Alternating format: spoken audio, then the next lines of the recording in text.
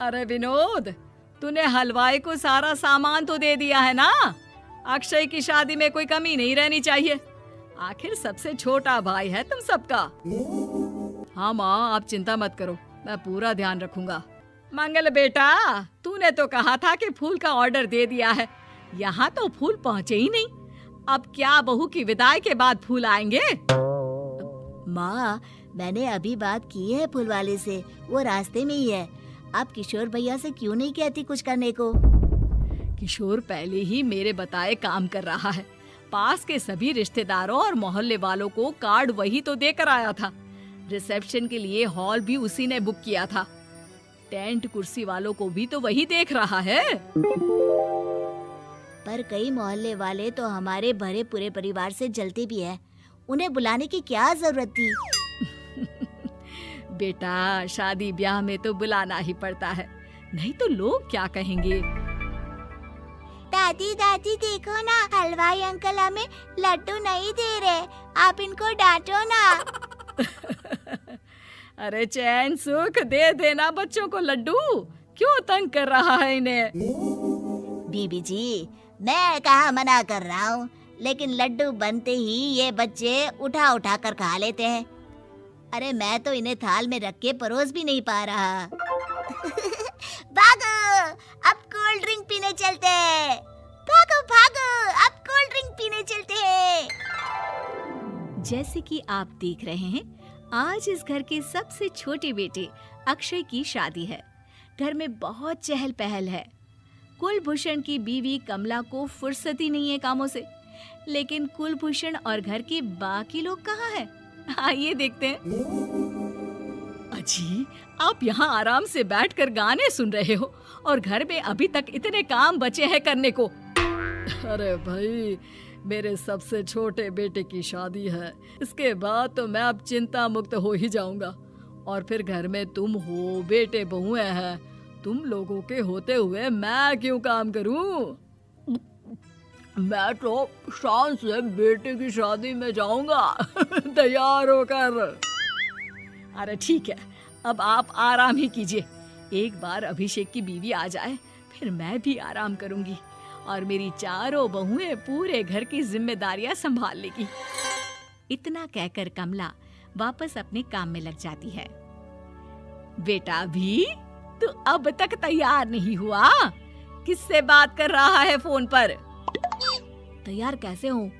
Salon जाने से तो आपने मना किया है, क्योंकि मुझे हल्दी लग चुकी है। भाभीयों को देखो, सुबह से पार्लर में है। अक्षय की शादी हो जाती है और नंदिता बहू बनकर घर आ जाती है, लेकिन इस घर की खुशियों को मानो किसी की नजर लग गई थी। नंदिता के आने के बाद आए दिन घर की शांति भंग होती रहती। अपने माँ बाप की इकलौती बेटी को इतने बड़े परिवार की जिम्मेदारियां कहाँ संभालनी थी? अभी देखो ना, मेरे हाथों की मेहंदी भी अभी नहीं उतरी है और तुम्हारी मम्मी ने मुझे घर के कामों में लगा दिया।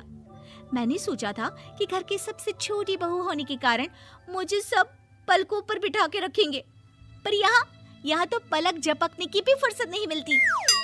देखो नंदू, शादी के पहले ही मेरे घर वालों ने तुम्हें और तुम्हारे पेरेंट्स को बता दिया था कि मैं जॉइंट फैमिली में रहता हूँ, तो फिर अब ये शिकायत क्यों? और फिर तुमसे पहले मेरी भाभी भी तो आई थी शादी करके, उन्होंने तो कभी कुछ नहीं कहा। नंदिता तब तो चुप हो जाती है, लेकिन ऐसा बहुत दिनों तक नहीं चलता। अरे नंदिता, माँ बाबूजी की दवाई का टाइम हो गया है, उन्हें दवाई दे आओ और उसके बाद सबके लिए नाश्ता बना देना। पर भाभी, मैं तो अभी अपना फेवरेट सीरियल देख रही हूँ। प्लीज मेरी जगह आप कर लो ना ये काम। ठीक है, मैं तेरी जगह माँ बाबूजी को दवाई दे आती हूँ और नाश्ता बना लेती हूँ। तू मेरी जगह पूरे घर की डस्टिंग करके 5 बच्चों को स्कूल के लिए तैयार करके भेज देना और दोपहर का खाना बनाने के बाद कपड़े धोकर सुखा देना। उसके बाद हम दोनों मिलकर बाजार जाकर सब्जी ले आएंगे, फिर डिनर की तैयारी कर लेंगे और उसके बाद बस भाभी, मैं माँ बाबूजी को दवाई देकर सबके लिए नाश्ता बना देती हूँ। हे भगवान, ये कहाँ लाकर फंसा दिया मुझे। मेरे घर में तो गिनती की 8 रोटियां और 2 सब्जी बनती थी और नाश्ता निपट जाता था। यहाँ तो रोटियों का ढेर और सब्जियां बड़े बड़े पतीलों में बनानी पड़ती है। नाश्ता बनते बनते लंच का टाइम हो जाता है और लंच बनते बनते डिनर का। अभी मुझ में तुम्हारे पूरे परिवार का नखरा उठाने की और ताकत नहीं बची। मैं ऐसे नहीं रह सकती। अरे तो क्या चाहती हो तुम? मुझे अलग रहना है बस। तो ठीक है, हम कल ही शिफ्ट हो जाएंगे किराए के घर में। इतना बड़ा घर होते हुए हम किराए पे क्यों रहेंगे? ना जी ना, घर में ही दीवार खड़ी करो अपने हिस्से के आगे। घर के साथ साथ घर की खुशियों में भी दीवार खींच जाती है। ऐसे ही कई महीने बीत जाते हैं और नंदिता माँ बन जाती है। बच्चे के आने से अभिषेक के कंधों पर खर्चों का बोझ आ पड़ता है। अभिषेक का बोझ कम करने के लिए नंदिता भी पार्ट टाइम जॉब कर लेती है, लेकिन इससे उसके सर पर नौकरी, घर और बच्चे की जिम्मेदारी बढ़ जाती है। नंदिता, ये क्या है? तुमने घर भी ठीक से साफ नहीं किया, ना ही मेरे कपड़े धुले हैं। चिंटू के बाल भी कटवाने जाना था, देखो उसके बाल कितने बढ़ गए हैं। अरे करती क्या हो पूरा दिन तुम? मैं करती क्या हूँ? तुम्हारा नाश्ता और लंच बनाने के बाद चिंटू को डे केयर सेंटर पर छोड़ कर आती हूँ, फिर खुद ऑफिस जाती हूँ। पूरा दिन काम करके आने के बाद बिना आराम किए बाजार से सब्जियाँ लेकर आती हूँ, घर आकर खाना बनाती हूँ, चिंटू को देखती हूँ, और क्या करूँ मैं? तो किसने कहा था अपने सर पर इतने काम लेने को? मत जाओ ऑफिस। ऑफिस जाए बिना घर के खर्चे कहाँ से पूरे होंगे? चिंटू की डे केयर का खर्च, उसके लिए बेबी फूड का खर्च, प्रेस वाले का खर्च, ये सब तुम्हारी सैलरी से होता नहीं है। अगर परिवार से अलग नहीं होती तो इतनी मुसीबतें नहीं उठानी पड़ती तुम्हें परिवार के साथ मिलकर काम करने में दिक्कत थी, लेकिन काम तो अब भी बहुत है तुम्हारे सर पर। चिंटू को भी डे केयर भेजने की जरूरत नहीं पड़ती। उसको गोद में खिलाने के लिए दादा दादी और घर के सभी बड़े होते। उसके साथ खेलने के लिए उसके भाई बहन भी होते। मेरे तीनों बड़े भाइयों के बच्चे भी बड़े हुए हैं, लेकिन बिना महंगा बेबी फूड खाए, क्योंकि मेरी माँ और भाभियाँ बहुत अच्छे से जानती है कि बच्चे को क्या खिलाना चाहिए। बिजली के बिल जैसे खर्चे भी सब मिलकर बांट लेते थे, लेकिन तुम्हें तो सबसे अलग रहने में ही मजा आता है, तो अब शिकायत क्यों करती हो? बस करो अभिषेक, बस करो। मैं मानती हूँ कि मैं गलत थी। मेरे एक गलत फैसले ने हमें बिल्कुल अकेला कर दिया है सबसे।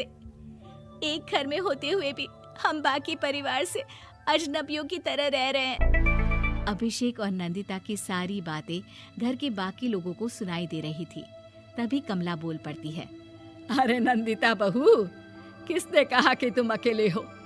तुम्हारा इतना भरा पूरा परिवार है ना तुम्हारे साथ। हम तो बस ये चाहते थे कि तुम अपनी गलती समझ जाओ।